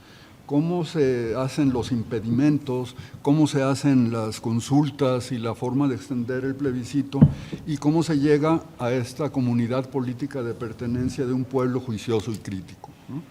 Entonces, creo que eso nos ayudaría a comprender mejor cómo pues, cualquier régimen busca una interlocución con movimientos y con una base social de apoyo, y las maneras en cómo lo está haciendo el gobierno de la 4T pues, tienen sus claroscuros, ¿no? Eso es lo que yo señalaría. Muchas gracias, Jaime. Le voy a dar la palabra a Víctor Hugo, después a Benjamín y luego a Carlos, y con eso empezamos a cerrar porque son ya las 10:40. Muchas gracias. Bueno, yo seré breve. Ese problema tener medios alternativos, al contrario, ¿no? Y como con los no alternativos, igual hay que evidenciar sus sesgos, problematizar y pensar las implicaciones y consecuencias de lo que no enseñan y de lo que sí enseñan, que reafirman y que rechazan esos sesgos, ¿no? Porque no ser concesionados no significa que necesariamente sean alternativos. Se trata de brindar también recursos para una alfabetización digital crítica. Escuchar lo que uno quiere escuchar no hace bueno un medio de comunicación.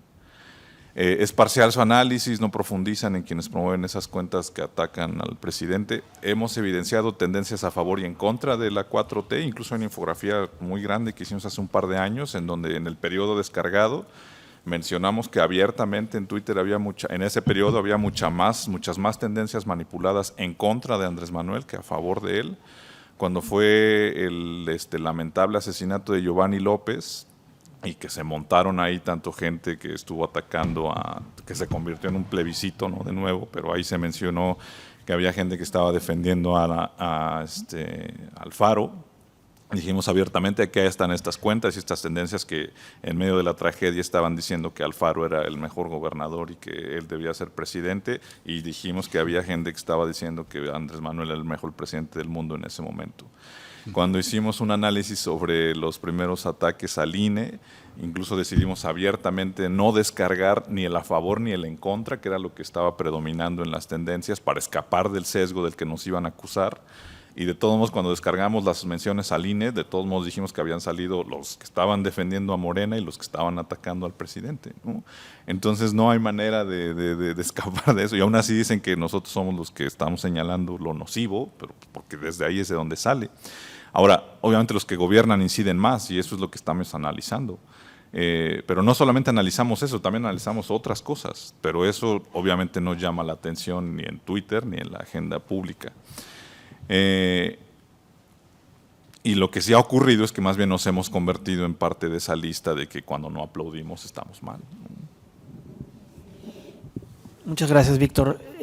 Benjamín, Carlos, adelante. Tengo varias preguntas. Tengo que leer. ¿Esto está preso? No. Sí, se oye. Sí.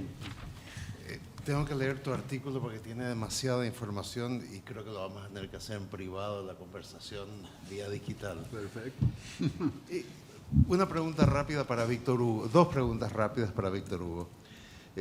Una de ellas es, de pura curiosidad, es ¿qué está diferenciando la tecnoartillería y el desplazamiento de lucha política a espacios digitales en relación con la época clásica de prensa escrita, radio y televisión? Te lo digo porque antes ningún estudiante de la Facultad de Ciencias Políticas y Sociales de la UNAM se lo vería con un periódico como El Sol de México bajo el brazo. Tenía que ser La Jornada o ninguno. Y lo mismo en Francia, L'Humanité, tenías que tenerlo bajo el brazo, Liberación y no Le Figaro. La pregunta ¿es el hecho de que sea 24/7? ¿Es la velocidad de circulación de la información? es el costo de acceso casi cero, es el carácter democrático de la ausencia de los gatekeepers o cadeneros, excepto los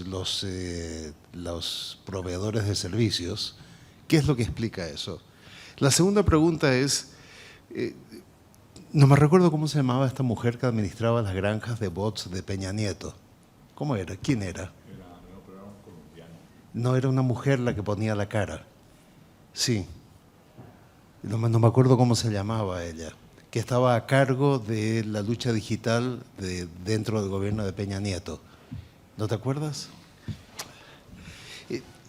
Te quería preguntar por qué la 4T está apelando tanto a la tecnoartillería. La pregunta es porque el grueso de los medios de comunicación como Milenio, Reforma, Universal, Sol de México, Nexos y Letras Libres están con la oposición y no tienen acceso a los medios de circulación nacional, o hay una decisión explícita de que ahí es donde está el terreno de lucha ideológica fundamental. No estoy entrando a juicios acerca de si son bots tramposos, no tramposos, si endiosan a Andrés Manuel o no. ¿Hay una decisión estratégica que creen ustedes en Signalab? Luego tengo un par de preguntas para Carlos. Lo que me sorprendió de tu presentación, Carlos, es lo balanceada que fue. O sea, en un mundo de tanta polarización, le usaste la palabra claro-oscuro media docena de veces, que me pareció muy bien. Y tengo un par de preguntas nada más. 3. 4 si me da el tiempo. Carlos me va a matar, pero bueno. La primera de ellas es, a mí me llama la atención, yo sí apoyo la 4T, lo digo abiertamente para evitar todo tipo de malentendidos, pero soy apoyo crítico. Lo que siempre me asustó es la incompetencia de la implementación de políticas públicas y del diseño de instituciones. Apoyé 100% la creación del INSABI como alternativa al Seguro Popular, pero estoy en shock de ver de la incapacidad. Estoy en shock por ver de que se disuelve el Seguro Popular antes de poner a funcionar el INSABI. No tiene sentido para mí. Estoy absolutamente de acuerdo con la idea de hacer una compra a través de un organismo de Naciones Unidas de medicamentos de manera de saltar la intermediación de las grandes farmacéuticas, pero no estoy de acuerdo con cerrar los contratos antes de tener las cadenas de suministros aseguradas. Entonces la pregunta es, ¿es el problema de diseño? ¿Es el problema de incompetencia? ¿Es el problema de implementación? ¿Qué es lo que ha pasado que se llevó a eso? Mis conversaciones al respecto son con Armando de Negris, que es el número 2 de la OPS acá en México, con Pablo Yáñez, que es el economista jefe de la CEPAL, y me encantaría poder conversar con Raquel Buenrostro, pero no tengo acceso a ella. Ella para mí es la heroína de la 4T por el momento. Es la persona que yo votaría, o sea, a ojos cerrados, si es que ella es candidata a la presidencia, a pesar de ser una mujer absolutamente gris a nivel de carisma. Es una de las figuras más competentes de la 4T. Te lo digo teniendo un amigo que acaba de jubilar de Fondo Monetario, pero hizo su carrera en el SAT, y me dice de que esto de tener un 2.2% del Producto Interno Bruto de incremento de recaudación fiscal en el año 2020 o 2021 es algo absolutamente fuera de todo precedente. Entonces, mi preocupación es, tienes gente competente, pero tienes unos diseños y una implementación que es tremendamente deficiente. ¿Ese es el problema? La segunda pregunta que tengo para ti es, de nuevo con los claroscuros, me interesa la parte de los oscuros. Ha habido toda esta incompetencia en implementación. Y tú dices de que la austeridad republicana es una continuación de la austeridad neoliberal. Ahí yo agregaría un claroscuro o agregaría un matiz. Para mí la diferencia fundamental entre austeridad neoliberal y austeridad republicana es por dónde vienen los recortes. Y los recortes neoliberales fueron exclusivamente o casi exclusivamente en políticas sociales, y estamos pagando las consecuencias de eso, mientras que los recortes, ¿puedo decir una palabrota o no? Sí. Los recortes de la austeridad republicana fueron los gastos pendejos, es decir, darle chofer a los secretarios de Estado, pagarles el celular, pagarles gasolina, darles cuota de comida, ya ganan suficientemente bien como para… y darles un seguro médico privado a las altas autoridades. Entonces, digo, para mí ese tipo de austeridad es una austeridad que yo estoy dispuesto a aceptar, mientras que la austeridad neoliberal sí, ya tengo mucho más serios problemas. Ahí habría una diferencia. Y la pregunta final es, ¿qué explica la ira de los sectores dominantes y la absoluta rabia que hay en contra de la 4T, si es que la 4T no ha logrado hacer tantos cambios? Es un problema que no han leído tu artículo acerca de los claroscuros, que demuestra problemas serios en la 4T de haber roto con el neoliberalismo, porque en eso sí coincido contigo. Es una especie de neoliberalismo con rostro humano, y ese rostro humano sí es importante, pero ¿qué es lo que explica de que sectores de clase media, sectores empresariales, estén tan absolutamente furiosos? Yo tengo explicaciones que son antropológicas y me baso bastante en el trabajo de una mujer llamada Blanca Heredia, que me parece que es una de las comentaristas más agudas de la parte cultural, y me baso también en el trabajo del ya fallecido Bolívar Echeverría acerca del concepto de blanquitud, que es esta idea de pertenencia sin… Blanquitud no ser blanco para Echeverría. Blanquitud es haber aceptado ciertos patrones de lo que es aceptable, perdón la repetición, aceptación de patrones de lo que es aceptable para ser aceptado en la buena sociedad. Esas son las preguntas. Gracias. Muchas gracias. Y ya me siento aquí como locutor de radio. Tenemos literal 2 minutos. Carlos, 2, Víctor, y cerramos con Alberto. Adelante, Carlos. Bueno, pues voy a tratar de ser muy breve. Sobre las preguntas que me acabas de formular, porque creo que decir, es lo más importante ahorita de responder las preguntas. Carlos, sí, perdón, exacto, es que estaba leyendo acá. Sobre este asunto de la incompetencia y particularmente sobre el INSABI, yo no dudo de que en el gobierno haya personas con capacidad técnica para construir una tecnocracia con otra orientación. Lo que me parece es que lo que expresa todo este proceso de implementar políticas sociales, realizar reformas institucionales con la premura, con la improvisación que se ha hecho, es un asunto político. Es básicamente un tema de voluntarismo político. Yo pienso que si uno conversa con algunas de las personas que trabajan en la 4T, pensarían que habría que hacerlo de otra manera. Es decir, la reforma, la creación del INSABI, bueno, habría que discutir si es lo que hacía falta, yo pienso que no, pero en todo caso lo que el INSABI no hizo es recuperar lo que había avanzado el Seguro Popular para ir más allá, lo cual implicaba recuperar un diagnóstico que, por cierto, se hizo por ahí en 2018, se publicó, donde había una información preciosa para poder plantear algo distinto. Entonces yo diría que ese tema del voluntarismo es un tema que está detrás de todo esto de lo que estamos hablando. Y sobre el tema de la austeridad neoliberal, bueno, yo claro que estoy de acuerdo con lo que planteas, de que son distintos los recortes a la política social que los recortes a los gastos, digamos, pendejos, pero no, yo me refería un poco más a otra cosa, esta renuncia a realizar una reforma fiscal, porque digamos es heroico realmente haber logrado esta captación de la que tú estás hablando, pero en realidad no puedes plantear una política social universalista sin una reforma fiscal, lo cual en este país desde hace ya muchísimo tiempo implica ir en contra de los intereses de grupos poderosísimos y no, pues simplemente valorando este campo se tomó la decisión de no hacerlo, y eso es como echarse una soga al cuello para llevar adelante una agenda progresista.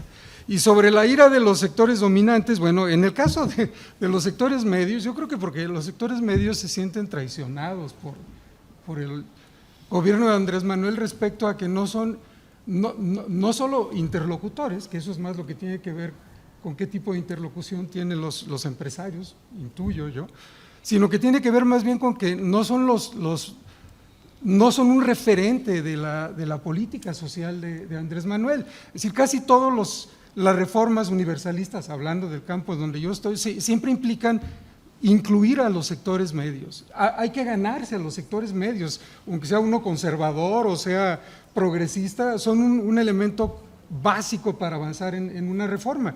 Y digamos que aquí más bien lo que ha habido es un ataque constante a los sectores medios. Y eso pues obviamente no produce empatía. Y respecto a los empresarios, yo pienso que hay como discursos dobles y habría que dividir. No, como decías tú ayer, no hay algo homogéneo respecto a quiénes son los empresarios. Yo creo que Carlos Slim se siente muy a gusto con Andrés Manuel y es un empresario y es un tipo muy rico y hace proyectos con Slim, entonces, y no él, sino muchos otros, y en la construcción de todo lo que está haciendo, pues hay básicamente iniciativa privada. Lo que pienso es que frente a este grupo que tenía una interlocución muy poderosa con los gobiernos previos, que en realidad participaban había unas puertas rotativas que mucha gente ha estudiado, Enrique Valencia, por ejemplo, de cómo pasaban los funcionarios de ser funcionarios a ser empresarios, etcétera. Eso está cerrado. Entonces yo pienso que algo que tiene que ver con eso, que no tienen la influencia que tenían, y eso se nota muchísimo. Entonces esas serían mis respuestas, y ya no sé si hacer preguntas, a lo mejor más bien las dejamos para la fase que sigue, porque si no ya no va a haber tiempo, ¿no? Pero sí tengo preguntas. Rapidísimo.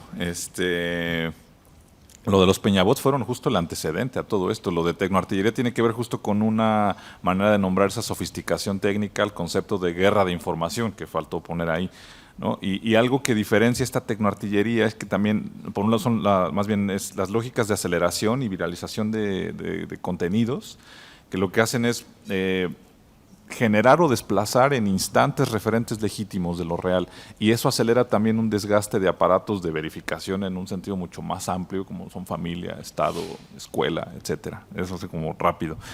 Y lo del acceso a medios y la lucha de la oposición por los medios, el presidente es el medio en sí. Él colocó desde el inicio la polarización como única forma de gobierno. O sea, hablar 2 horas al día lo colocó a él mismo como el epicentro.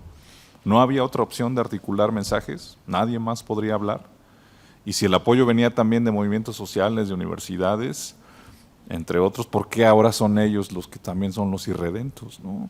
Y recuerdo algo que preguntabas ayer, ¿está mal señalar a las élites? No, pero yo pregunto, o más bien diría, pero quienes trabajan para las élites no necesariamente son parte de ellas, pero si se pierden los matices… Muchísimas gracias por esta muy interesante conversación. Cerramos, vamos a que monten la tramoya y regresamos al cierre del seminario. Muchas gracias.